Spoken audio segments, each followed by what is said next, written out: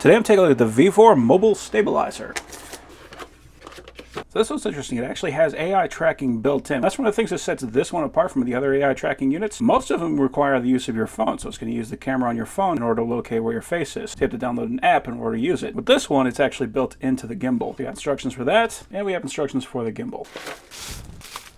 So this is pretty interesting. Most gimbals do not have that functionality, so if you want, you can just fold this guy up so you can easily throw that into your backpack, or if you have a large pocket, you could probably even fit inside there. That's pretty neat. So on the bottom we got a 1/4-20 mount. It also comes with a little extension / tripod. We can thread that guy in there, and then we can stand it up. This does actually have rubber feet on the bottom, and we could use it as a slight extension if you need to get a little bit more range. The only other thing we got is our charging cable. It's USB-A to USB-C, and that will plug in right here in order to charge the gimbal.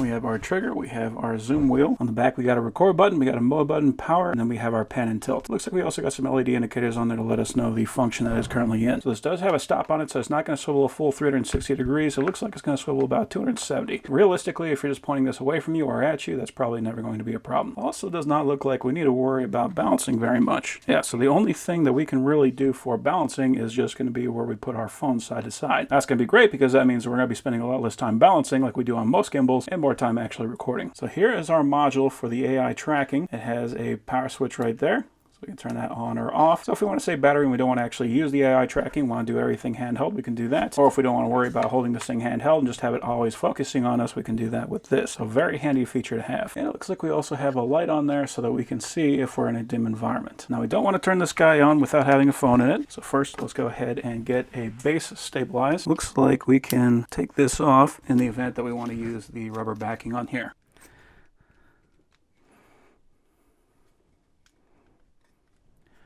And we want to try to get this centered as much as possible so that it does not flop side to side.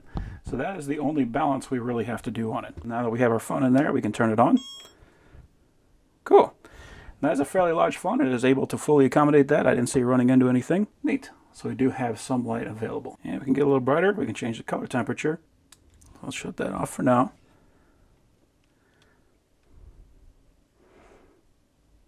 Okay, so all I did there was I held the trigger down until it reset itself, and now we are in gimbal mode. So you can see we can use this little trigger to move it up and down, left and right. And as you can see, we can move this all over the place and the camera stays pointed in one direction. Then if I want to reset, I'm just going to double click this trigger.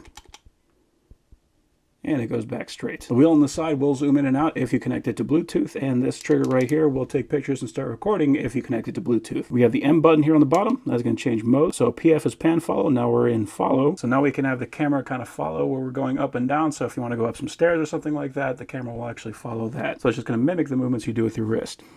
Then we have L, which is for lock. So this is going to, no matter what we do with our wrist, it is just going to go straight until we move it with a little analog pad. So the difference between L and pan follow is pan follow will follow our wrist if we go left and right. So if we're going to be going around corners or something like that, we want it to follow just by following our wrist. Then we have POV, and this is going to follow everything that we do with our wrist. So if we want to go left, it's going to go left. If we want to go right, it's going to go right. And it's just going to kind of mellow out all the little jerkiness that we normally have with our hands. And then we have V mode, which they call inception mode. So with this, instead of turning it left and right, it's actually going to rotate. So if you want to get kind of an inception look, so it's going to go from a left to a right, but it's going to do a very smooth transition. You can actually do that physically rather than in post. Now this does get much more in depth than that, but realistically for anything I'm going to be doing, that's all I really need. Just having something where I can pick it up and it's going to take out all those little movements that I normally have in my hand.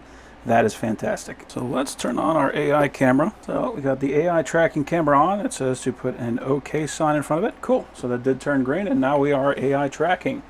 That's awesome, and I was able to do all that without actually having to download an app.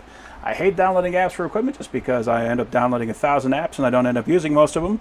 This works completely without an app. That is fantastic.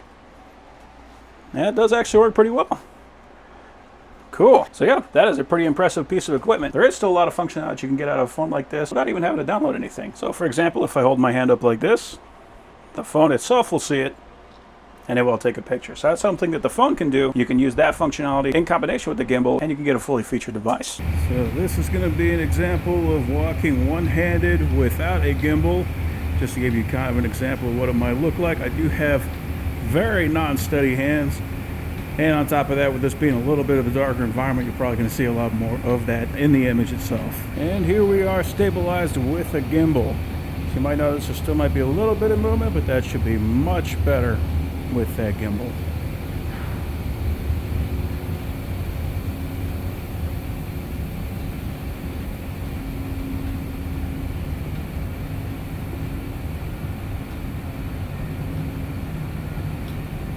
Cool. So yeah, that is a pretty handy little tool.